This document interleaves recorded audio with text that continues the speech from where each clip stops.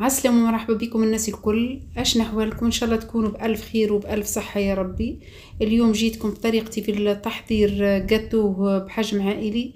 طريقة يعني راهي سهلة برشا وبنينة برشا في نفس الوقت. واليوم المقادير متاعنا باش نعطيهم لكم بنفس الكيال، يعني نفس الكاس اللي باش نكيلوا بيه ولا نفس العبار اللي تنكيل بيه هو نختموا بيه الكيكة متاعنا اليوم. وتجينا سهلة برشا وتجينا في نفس الوقت كلها هشوشة وتجينا في البنة راهي روعة. باش نوريكم المول متاعي اللي باش نطيب فيه الكيكة متاعي، راه كبير برشا. هذا المول متاعي اللي باش نطيب فيه، يعني 36 الحجم متاع المول متاعي. دهنته بشوية زبدة وفرشت فيه الورقة الزبدة هذه متاع الفرن. وفي نفس الوقت يجينا ماهوش العالي برشا وما يجيناش الواطي برشا، ويجينا بنين ان شاء الله. باش نوريكم باش نكيلو. عندي الحكة هذه متاعت الكريم فريش هذه، فرغتها في كاس الكريم فريش هذه، صبيتها في الكاس متاعي هذايا. وهي باش نكيل بها الفارينة ونكيل بها السكر. الوزن متاعها 196 جرام، يعني تهز الحكة متاعنا هذه. كيلت منها 3 احكاك متاع فرينة بالحكة هذيك. وفي نفس الوقت راني وزنتها تجيني 400 جرام الفارينة، هزت الكيال 3 حكاك وزنتهم بالميزان جتني 400 جرام، يعني الوزن متاعها. عندي هذه فرغت الكريم فريش هذه 196 جرام. عندي كيلت بها الحكة هذيك هي بيدها، كيلت بها ما بين زبدة وزيت، وكيلت بها السكر راني وزنته لكم جاني 200 جرام الكيل متاعها. وهذه الماء 50 ملي من الماس العادي يعني متاع الروبيني هذيك. وعندي 4 بيضات كبار ما همش صغار بحرة المطبخ. عندي ساشي متاع سكر فاني ودو ساشي يعني متاع خميرة قطو. الوزن متاعهم كل ساشي فيه 10 جرام 20 جرام، يعني الكل في الكل. وقرصة ملح في نفس الوقت. وعندي هذه البيبيتي شوكولا هذه 100 جرام. اللي يحب يضيفها يضيفها، اللي ما يحبش يستغنى عليها، مش موجود يعني مش متوفر يعني يستغنى عليها هذيك. ونص قارصة هذيك باش نحنك الزفورة متاعت البيض، وفي نفس الوقت تعطينا هشاشة للقطو متاعنا وتجينا كلها هشوشة هشوشة، صدقوني تذوب في الفم. جربوها الطريقة هذه وحتى في البنة راهي تجيكم روعة.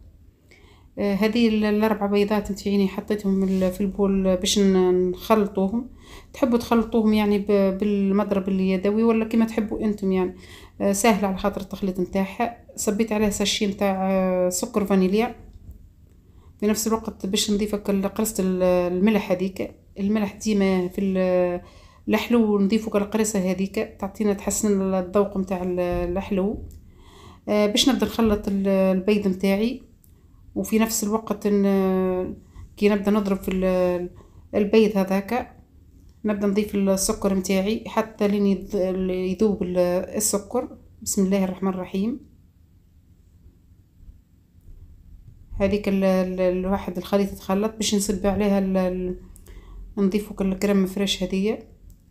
باش الكريم فريش هذيك كما تعرفوها عاقده في الكاس، باش نشللها بك 50 ملي نتاع الماء هذيك نضيفوها في وسط الكاس، نشلوا بها الكاس باش يهبط الكريم فريش نتاعنا في وسط الكاس ونصبوها في الخليط. عندي نص القارصه هذيك باش نعصرها كامله يعني في الخليط متاعي. كما قلت لكم راهي تعطينا الهشه للكيك متاعنا ولا الجاتو متاعنا. وفي نفس الوقت يعني تنحنك الزفاره متاعت البيض. جربوها الطريقه هذه راهي تجيكم مزيانه برشا. نخلطوا كل شيء مع بعضه. خلطناها باش نضيفك ما بين الزبده والزيت هذيك.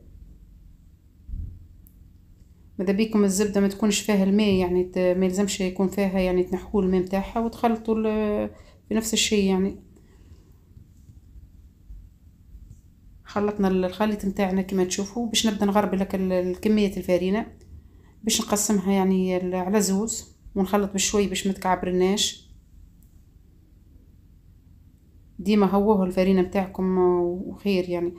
وهذيك الخميره نتاعي باش نضيف زوز ساشيات 20 غرام يعني في وسطها الدو ساشي. نخلط بشوي بشوي قبل ما نخدمه بالواحد يعني باش ما يتنطرش الفارينه نتاعنا لبرا. خلطت بالطريقه هذه باش نكمل كميه الفارينه،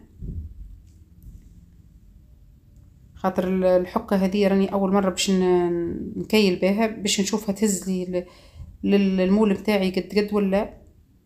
كملتها الفارينه ديك ونضيف عليها كميه الشوكولاته 100 غرام كما قلت لكم الشوكولاته بيبيت هذيك، ونخلطها بشويه بشويه جست نخلطوها راه مش نخلطو برشا يعني. وهذيك الخليط نتاعنا جاهز. هزت لي كميه الفارينه كما قلت لكم بالعباره داك 3 احكاك بها هي ولا بالميزان. هزت لي كميه الفارينه يعني باش نفرغ الخليط نتاعي.